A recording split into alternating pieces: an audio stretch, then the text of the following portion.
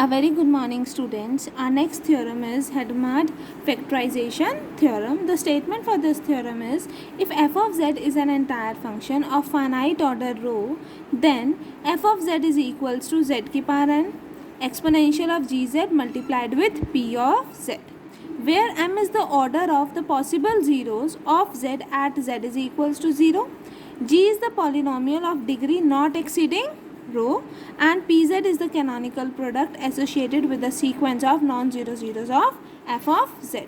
Means इस theorem में आपको प्रूव करना है कि अगर हमारे पास कोई फंक्शन f of z है which is an entire function और उसका फाइनाइट ऑर्डर है रो, तो हम f of z को इस फॉर्म में एक्सप्रेस कर सकते हैं. अब इस टाइप की फॉर्म हमने वीरस्ट्रास फैक्टराइजेशन थ्योरम में भी करी थी, बट वहाँ पर g of z क्या था, इंटीग्रल फंक्शन. बट यहाँ पर हमें क्या प्रूफ करना है, that g is a polynomial of degree not exceeding rho. ठीक है, तो मीन्स इस थ्योरम को हम प्रूव करेंगे with the help of Weierstrass factorization theorem. Let us start its proof. By Weierstrass factorization theorem, an entire function f of z can be expressed in the form f of z is equals to z की power m exponential of g of z multiplied with p of z, where g of z is an integral function and entire function हमें दे रखा है that f of z is an entire function of order rho. तो that is f of z is an entire function of order rho. ठीक है, but हमें proof क्या करना है कि g ऑफ z क्या है, is a polynomial of degree not exceeding rho. तो we should utilize the hypothesis that f of z is of finite order to prove that gz is a polynomial of degree not exceeding rho. ठीक है students, now obviously अगर हम f of z को, यहाँ पर हमारे पास क्या है that f of z is equals to z की power m exponential of g of z p of z. तो अगर हम f ऑफ z को डिवाइड कर दें बाय z की पावर m, तो हमारे पास राइट हैंड साइड क्या हो जाएगी, exponential of g of z into of p of z. Means यहाँ पर f ऑफ z का ऑर्डर चेंज नहीं होगा, तो विच मीन्स दैट इस रिप्रेजेंटेशन को हम किस फॉर्म में लिख सकते हैं, that f of z is equals to exponential of g z p of z. यहाँ पर यही मेंशन है, obviously the division of f of z by z की power m does not affect either the hypothesis और the conclusion of the theorem. Hypothesis क्या है कि f of z is of finite order, तो f of z के place पर हम f of z by z की पावर m भी तो हमारे पास क्या होगा, it is also a finite order. तो यहाँ पर हमारे पास थ्योरम की हाइपोथेसिस अफेक्ट नहीं हो रही है, तो हमने अपनी रिप्रेजेंटेशन को कैसे चेंज कर दिया, f of z is equals to exponential of g of z into p z. तो एक्सपोनेंशियल ऑफ जी जेड क्या आ गया, f of z divided by p of z. Not taking mod on both the sides, mod लिया तो exponential real of g z is equals to mod of f of z divided by p of z. Now taking logarithm on both the sides we have log लेंगे तो यहाँ क्या आ जाएगा, real of ji of Z, और यहाँ पर लेंगे log तो क्या आएगा, log of a by B, that is log of a minus log of b. Just use करिए identity that log of a by b is equals to log of a minus log of b. ठीक है, अब हमें पता है f of z एक entire function है जिसका ऑर्डर क्या है, रो है. Now by the definition of order हमारे पास क्या आ जाएगा, that mod of f of z is strictly less than exponential r की power rho plus of epsilon. ठीक है, विच इम्प्लाइज दैट, इसको हम ऐसे लिख सकते हैं that log of mod of f of z is strictly less than of r की power rho plus of epsilon. अब लास्ट रिजल्ट से हमने क्या करा था, that if sigma is the convergence exponent of non zero zeros of f of z, then sigma is less than equals to rho. अब यहाँ पर हमारे पास रिप्रेजेंटेशन में p ऑफ z भी था.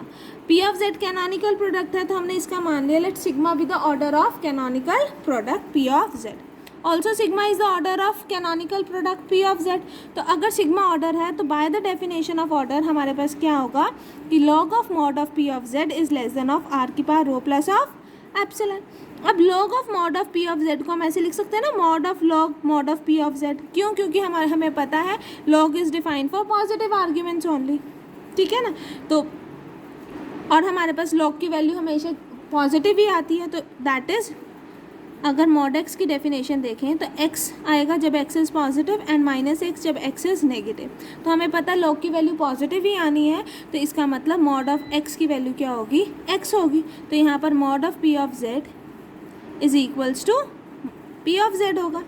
ठीक है। और यहाँ पर हम यही कंडीशन लॉग पे भी अप्लाई कर सकते हैं। इसकी वैल्यू पॉजिटिव आएगी तो इसके मॉड की वैल्यू भी किसके इक्वल होगी, log of mod of P of Z की। तो that is we have mod of log of mod of P of Z is less than of R की power rho sigma plus of epsilon. Now using mod of Z less than R होता है तो आप कैसे लिखते हैं इसको, minus R less than of Z less than of R.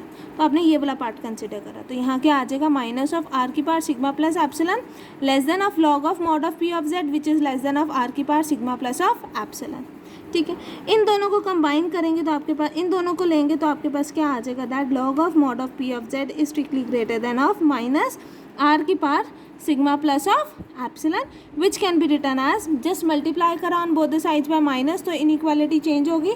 तो हमारे पास क्या आ जाएगा, minus of log mod of P of Z less than of R की power sigma plus of epsilon. Equation 2 आपके पास ये थी, इक्वेशन 3 आपके पास ये थी। और इक्वेशन 1 में क्या आपको पता है that real part of ji of Z is equals to log of mod of f of z minus log of mod of P of Z. तो आप क्या करेंगे, इन दोनों टर्म्स को इक्वेशन 2 और इक्वेशन 3 को क्या करेंगे, ऐड करेंगे। इक्वेशन 2 और इक्वेशन 3 को ऐड करने से पहले you will use the result that sigma is less than equals to rho. क्यों, क्योंकि यहाँ पर हमारे पास राइट हैंड साइड में क्या है, आर की पावर रो प्लस एप्सिलॉन और यहाँ राइट हैंड साइड में क्या है, आर की power sigma plus epsilon, but we know that sigma is less than equals to rho. तो यहाँ क्या आ जाएगा, that minus of log mod of P of Z is strictly less than of R की power sigma plus of epsilon. अब sigma is less than equals to rho तो यहाँ से क्या आ जाएगा कि विच इज आर की power sigma plus epsilon is less than equals to r की power rho plus of epsilon. ना इस इक्वेशन सेकंड को और इक्वेशन 3 को आप ऐड करेंगे, you will get that log of mod of f of z minus log of mod of P of Z is less than of 2r की power rho plus of epsilon. ठीक है, now from equation 1 and 4 ये value क्या है, real part of ji of Z. तो आपके पास क्या आ जाएगा, real of ji of Z is less than of 2r की power rho plus of epsilon for sufficiently large r। यहाँ से आपको क्या पता चला, that G Z is a polynomial of degree not exceeding row.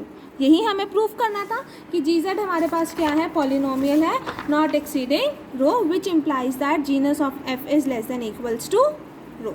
Is it right student? Representation हमारे पास same आ गई थी बाय व्रिस्ट्रास फैक्टराइजेशन थ्योरम। बस व्रिस्ट्रास फैक्टराइजेशन थ्योरम में हमारे पास जी ऑफ जेड क्या था, इंटीग्रल फंक्शन।